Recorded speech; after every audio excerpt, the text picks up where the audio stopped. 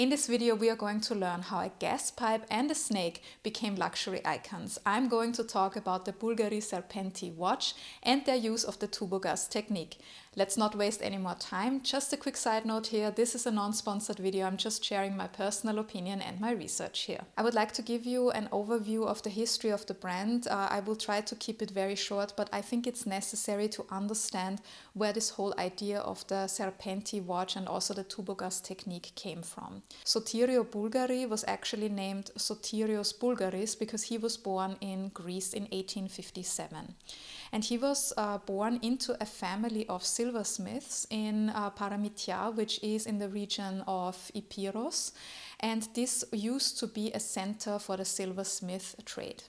In 1877, he and his father emigrated to Corfu because they wanted to escape the economic and also political situation of the region, which was under the rule of the Ottoman Empire. In 1880, Sotirio moved to Naples with a friend called Demetrios Kanemos.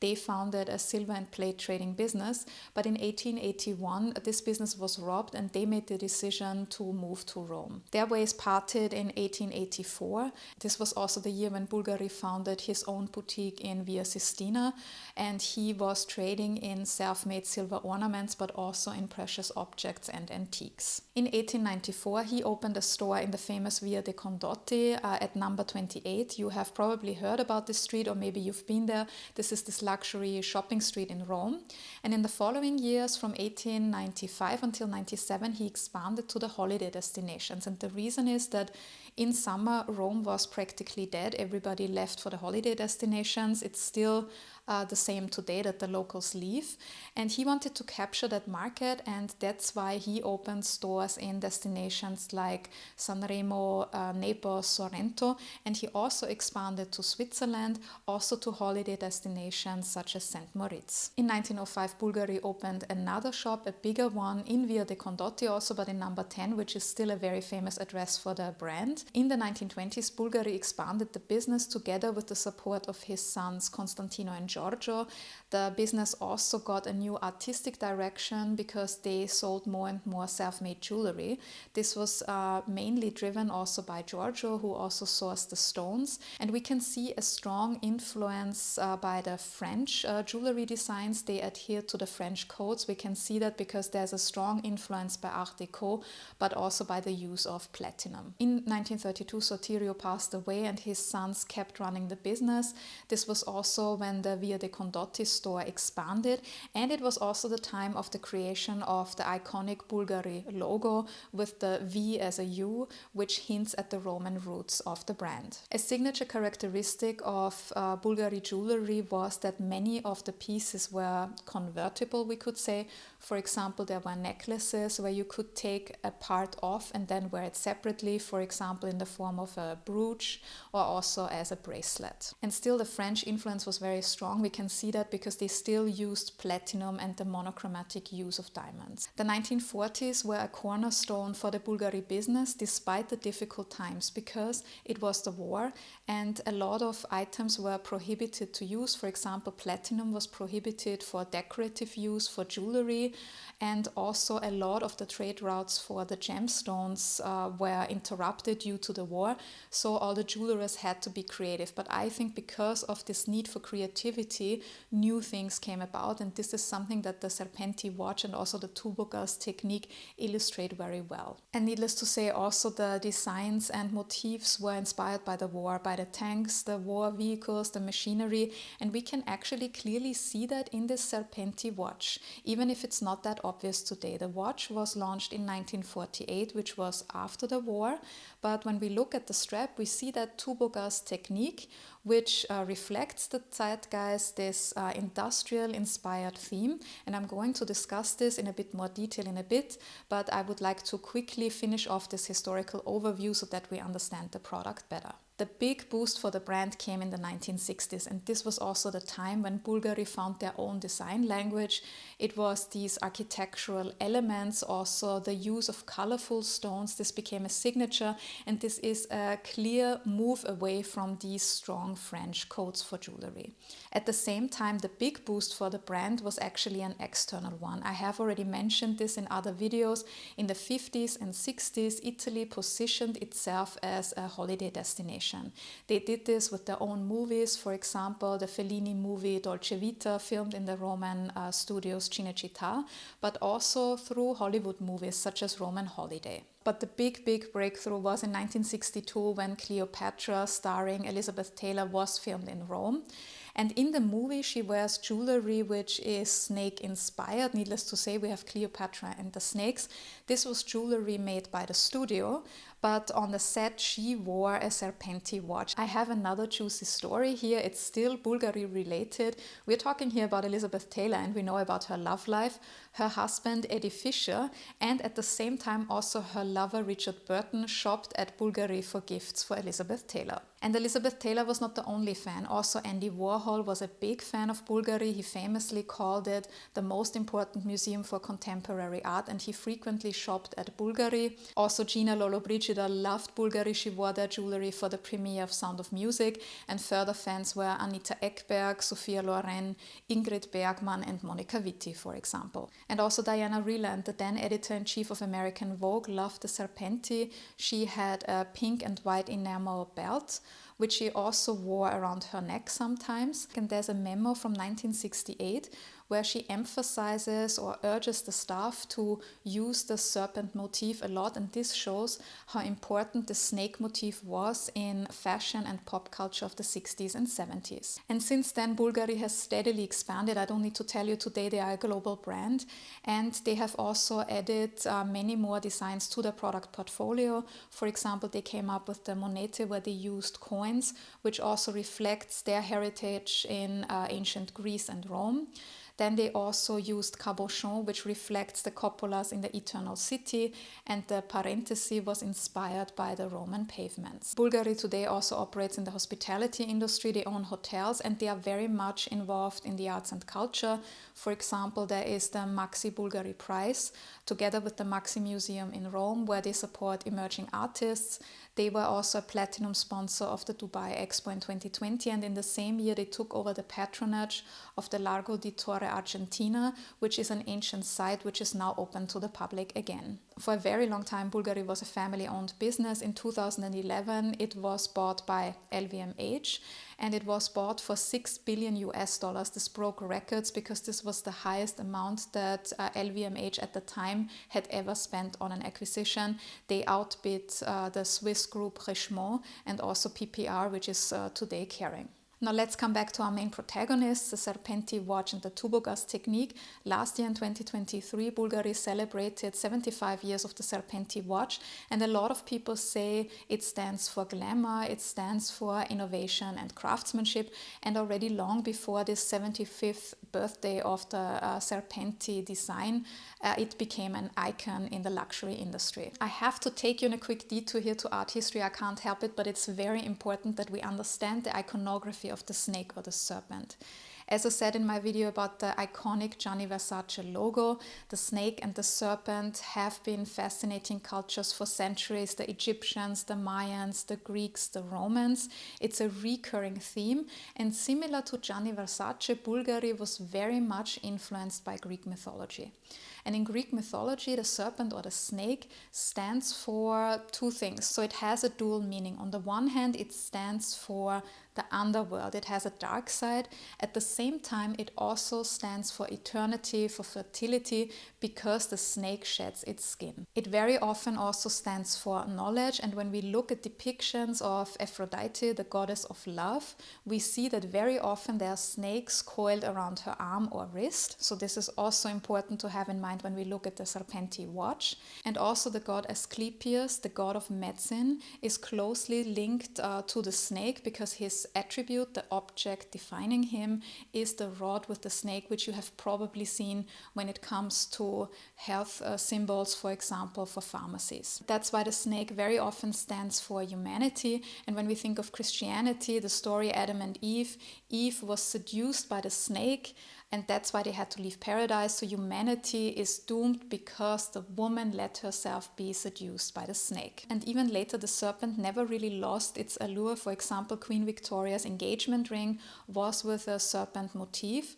And probably the most famous head of state linked to a serpent was Cleopatra. We again see the link, the movie Cleopatra and Bulgari and the Serpenti design. And until today, the serpent stands for sensuality, for seduction, and I don't think it is a coincidence that this serpent motif was so popular, especially in the 1960s and 70s, which was the time when women became more and more empowered and gained more and more rights. Now we have finished our art history lesson, and now we need to look at the element that actually made it possible to make the Serpenti, and this is the technique used for the strap. I mentioned it before, it is called the Tubogas Technique. So in the 1920s, it became more and more popular to wear watches coiled around the wrist. And when you look at the design of the Serpenti, it coils nicely around the wrist. This is quite an old technique. It was developed in the second half of the 19th century, and the term actually comes from the tubes that transported pressurized gas in the first half of the 20th century. Now, how does this work? Two gold strips with raised edges are wrapped around a core made from copper or wood, for example, and when it's done, this core is actually dissolved using acid or it's being removed. And this is quite an intricate technique. It's not easy to make this because there's no soldering involved. It's just this twisting or wrapping of these bands which then interlock and they form one continuous piece. And this incorporation of this industrial design or industrial process is also typical of the war times. And also it was a time where it was deemed inappropriate to just have opulent jewelry. So it reflected also kind of the taste at the time, and it also reflected the lifestyle at the time because women wanted jewelry that they could wear day and night, and at the time it was very common that you have jewelry that you then kept for special events or special occasions, but women at the time did not want this anymore. So also this more industrial Tubogas design reflected this. And another advantage is that this Tubogas design actually looks like the body of the snake. It is also very flexible, so it allows this coiling around the wrist so that it looks very nice and also very realistic. So even though it is industrial inspired, it still does not look too harsh. It still looks elegant, and it also makes the design or the watch very comfortable to wear. And this was also something very new or relatively new at the time, because at the time jewelry or also watches were not meant to be comfortable. They were used for decoration, so this was also a very new approach. For this video I have read a lot of articles, and most of them call the Tubogas technique the Bulgari technique or the Bulgari bracelet. But I also found other articles and websites saying that this technique was not invented by Bulgari. For example, Detour, a jewelry business from Naples, says that their family business has also been using the Tubogas technique, and that there are other family businesses in Italy that have been using this technique for decades, and it was only Bulgari that basically put it on the global map. I could not find anything in writing on the Bulgari website or in the press releases where they claim the technique, or also where they say it's an old technique that they were just using. They are a bit vague about this. I think they may be intentionally vague about this, but of course this is alleged and not based on any facts. But I wanted to bring this perspective up in this video, and if there are any jewelers among you or jewelry experts and you know more about the Tubogas technique and who invented it, please let us know in the comments below. Initially the Tubogas strap was made from gold, and the reason was what I mentioned before. Platinum could not be used for decoration decorative items, and over time this tubogas then was also used for other pieces, for example bracelets, necklaces. Then of course also the design changed. The tubogas was then also paired with gemstones or cabochon, and there was a version mixing gold and steel, which was actually more expensive than the gold version. And the reason was that steel has very different work requirements than gold, for example, so it took longer to make it from the mixed metals, and this is why initially it was more expensive than the gold version. Similarly, also the design of the Serpenti changed over time, especially in the 1950s. It was improved a lot to make the snake appear more lifelike, and also the dial was hidden in the head of the snake, so it gave this illusion of a secret watch in a piece of jewelry. The early versions of the Serpenti were usually coiled once or twice around the wrist. Later on it also became popular to do it 3 or 4 times, and also the skin changed of the snake. I mentioned this before when I talked about the different metals, but also sometimes they used enamel for it, especially in the 1960s. And the model that I mentioned before, which was worn by Elizabeth Taylor in 1962 at the set of Cleopatra, was diamond pavé, and the eyes were made from emeralds. Over time, also the way the snake was coiled around the wrist changed. For example, sometimes it looked as if the snake was biting its own tail, and they also used the design for other pieces, not only for watches. There's also the Serpenti Viper collection. When you do a quick search online, you will see the many designs of the Serpenti. It became so iconic, and also Bulgari used it very often in their own advertisements. And my favorite model, unfortunately also one of the most expensive ones, is the fully diamond encrusted one, because I like this idea of the hidden watch, because it reminds me of the very first watches for women, which were very often hidden in beautiful accessories that could be tied to the clothes. If you're interested in learning more about this, I highly recommend visiting the Patek Philippe Museum in Geneva, where you can see some examples. And I like this idea because at the moment I feel a lot of the watches, even for women, have these very big dials, and I like it when a watch is actually also seen as a piece of jewelry and a piece of art. Now you may ask, Bulgari is a jeweler. Did they produce the watches themselves? They did not. Until the 1970s, they partnered with others with very big names: Jaeger-LeCoultre, Vacheron Constantin, Piaget, later on also Movado. In 1978, Bulgari founded Bulgari Time, Right and Light to produce the movements in-house in their own factory in Switzerland. And as I said before, the Serpenti and the Tubogas changed over time. For example, in the 1990s, the company launched the B01 edition, which is an iteration of the Tubogas technique or the Tubogas design. And you may have noticed currently Bulgari reissued new designs of the Tubogas. There were quite a few influencer videos and also Bulgari campaigns about it. When you look at the website, there are currently 11 new Tubogas designs. They use different metals. Sometimes they also combined it with colorful stones. There are also designs with diamond encrusted studs. So it's new editions or also a reissue of these older versions. And they also advertise the Bulgari watch with the Tubogas strap, which is this version with the double Bulgari logo. And the entry-level product is a necklace which starts at $3,450 or 3,800 euros at the time of filming this video. And the Tubogas bracelet currently retails at $8,900 or 9,800 euros. And the Serpenti Tubogas starts at $6,250 or 6,900 euros. This is a version in stainless steel, and then needless to say, it goes up and up and up. The model that I mentioned before, the diamond encrusted one, you can only find out the price upon request. And this was my story about how a gas pipe and a snake became icons of the luxury industry. Did you know about the background of these two designs, and what do you think about them? Let me know in the comments below.